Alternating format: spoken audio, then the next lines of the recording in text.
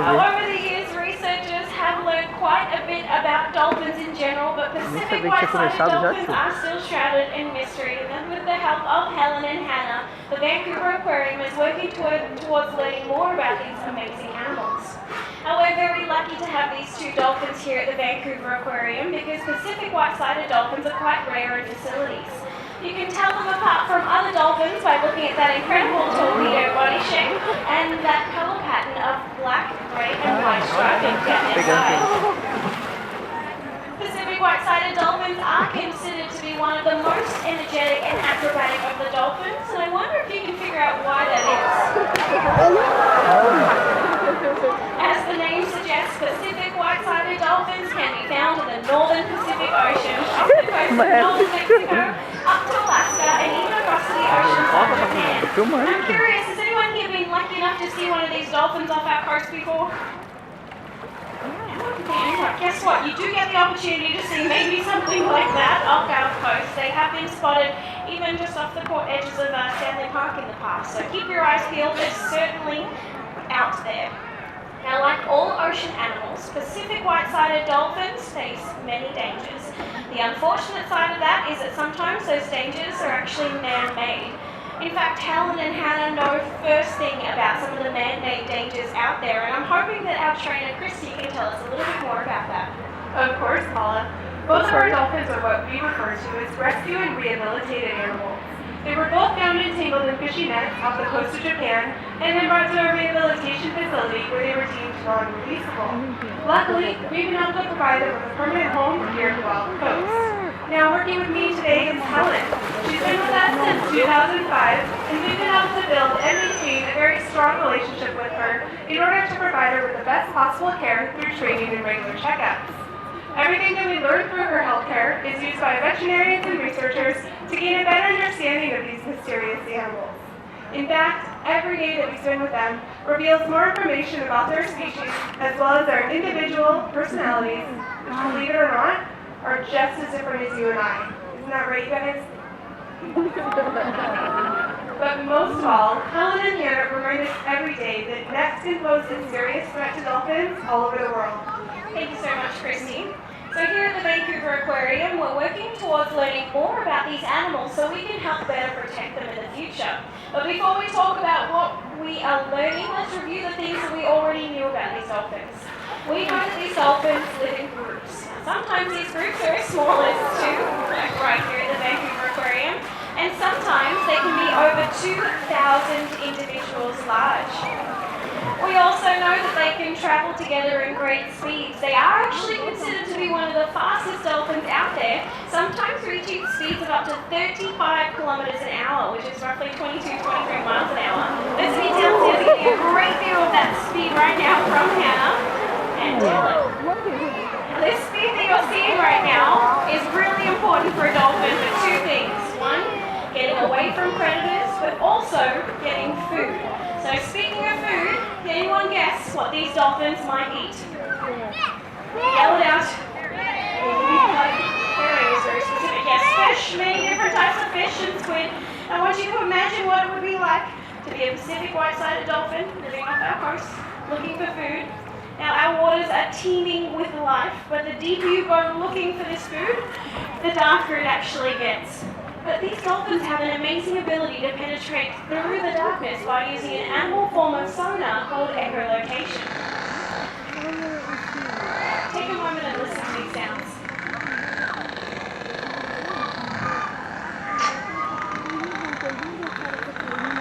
What you're listening to are echolocation clicks, and they've been produced by a Pacific white-sided dolphin.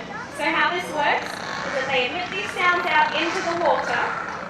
The sound then hits an object, bounces back to the dolphin's ears, where they can actually form a mental picture of their underwater world. Now, researchers believe that this sense is incredibly accurate, but we have to ask the question, if echolocation is so accurate, then why are there around 800 cetaceans, so whales, dolphins and porpoises, entangled in fishing nets around the world every day? Well, that's exactly what we're looking into here at the Vancouver Aquarium. We've been working with our dolphins to understand the echolocation of Pacific white-sided dolphins. To do this, we've been doing something very interesting. We actually trained our dolphins to voluntarily in some echolocation studies. We've actually trained them to wear edible gelatin eye cups over the top of both of their eyes, so we can actually ask the dolphins to maneuver around the habitat, sometimes with both of the eye cups over their eyes, so we can accurately listen with hydrophones and watch as they navigate through their waters. Through this research, we're hoping to better understand echolocation and just exactly how and why these dolphins were entangled in fixed fishing nets in the past, and hopefully prevent this from happening in the future. We're incredibly lucky to be working with Helen and Hannah because research like that would not be possible with animals out in our oceans. Now, through our research, we have definitely learned a lot, and one of those things is, yes, these dolphins are very energetic, very playful and high energy, and we know that they get the energy to do behaviors like what you see Hannah doing from the food they eat.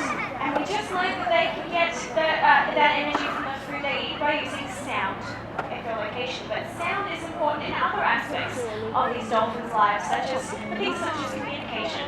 These dolphins are incredibly social, and you have seen them display their social and playful nature both off our coast and right here at the Vancouver Aquarium.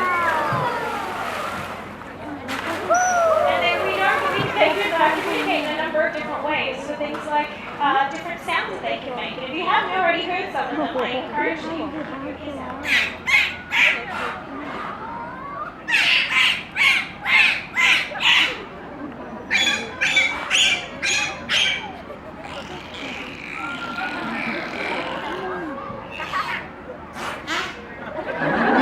Let's give them a round of applause. I think that deserves it for sure. So they can communicate to each other through these vocalizations, but they can also communicate to each other through other means such as touch or leaps like this. That there is called a breach, and researchers believe that the sound that the breaches make can act as a signal to other dolphins. They can also create a lot of noise by using their tails and slapping it against the water like so. This could also potentially act as a signal or even just stun the food that's underneath them. But as noisy as these dolphins can be, let's be honest, they're not the only animals in our oceans making a lot of noise. And in fact, can you think of a man-made object in our oceans also making noise? If you're thinking what the dolphins may have just said, it's those boats. Definitely noise pollution is a huge threat facing our animals. Pacific white-sided dolphins like these are often seen in close proximity to boats, sometimes bow riding like Hannah's showing you in front of large fishing vessels.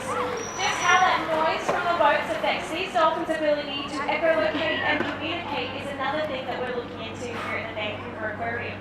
But just like all great mysteries, the more we're learning about these dolphins, the more questions we're ending up with. But the good news is that we are dedicated to answering the most important question, and that is how can we help protect these amazing animals? Helen and Hannah, beautiful as they are, they remind us every day that man-made objects can pose a serious threat to the animals in our oceans. But there is something that we can all do. In fact, in September, for those of you that are staying in Canada, and you know what, if you're not staying in Canada, join in anyway. But from the 15th to the 23rd of September, the Vancouver Aquarium is inviting everyone around the country to join us for the Vancouver Aquarium's Great Canadian Shoreline Cleanup.